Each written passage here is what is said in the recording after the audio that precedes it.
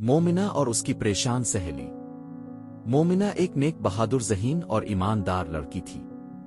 اس کے چہرے پر ہمیشہ ایک نورانی مسکراہٹ رہتی تھی اور اس کا دل ہر وقت اللہ کے ذکر سے آباد رہتا۔ ایک دن اسکول سے واپسی پر اس کی سہیلی ہناک روتی ہوئی ملی۔ اس کی آنکھیں سوجی ہوئی تھیں اور چہرے پر اداسی چھائی ہوئی تھی۔ ہنا نے مومن سے کہا، میں بہت تھک گئی ہوں۔ پڑھائی کا دباؤ، بہت محنت کرنے کے باوجود نمبر اچھے نہیں آتے، گھر کے مسائل اور دل کی بے وجہ کی پریشانیاں، کچھ بھی اچھا نہیں لگتا، کیا کروں کچھ سمجھ بھی نہیں آتی۔ مومنہ نے جب ہنا کی بات سنی تو اس کا ہاتھ تھام کر نرمی سے کہا، ہناک، زندگی ایک آزمائش ہے، لیکن اللہ نے ہمیں کبھی اکیلا نہیں چھوڑا، بس ہمیں اس کی طرف پلٹنے کی ضرورت ہے۔ ہناک نے سوالیہ نظروں سے اسے دیکھا، پر کیسے سن بھلوں؟ مومنہ نے محبت سے سمجھایا، پہلا قدم ہے نماز۔ 5 وقت کی نماز دل کو سکون دیتی ہے اور ہمیں اللہ سے جوڑ دیتی ہے۔ دوسرا قدم ہے صبر۔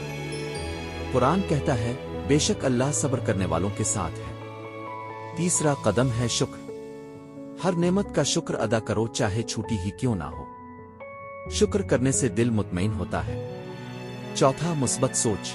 دوسروں کی باتوں سے نہ ٹوٹو، بلکہ خود پر یقین رکھو، کیونکہ تم اللہ کی خاص بندی ہو۔ پانچواں دعا۔